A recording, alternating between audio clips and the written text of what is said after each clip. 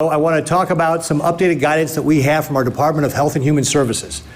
That what we are doing is taking the guidance we've already put out there and updating it and clarifying it.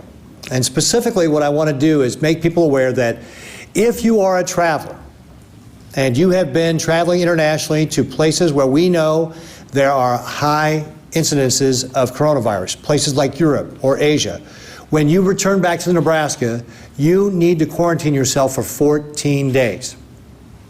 If you're a domestic traveler and you're going to places where we know there is lots of coronavirus community spread, you also need to quarantine yourself for 14 days.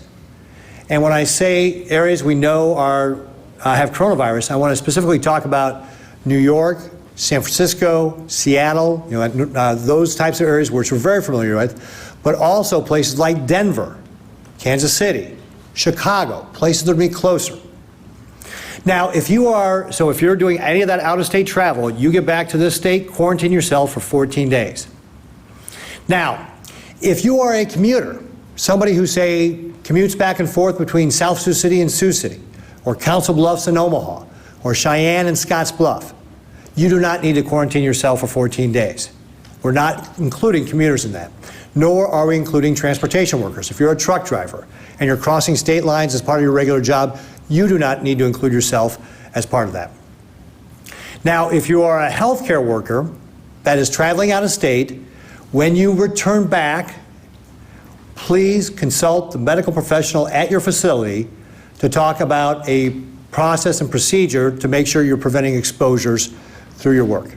So we ask you to reach out to your medical facility to talk about how you can limit that exposure if you've been out of state. So that's updates to our policies there. I also want to highlight that it's Ag Week, and actually we're going to do our proclamation when I get back to you guys there.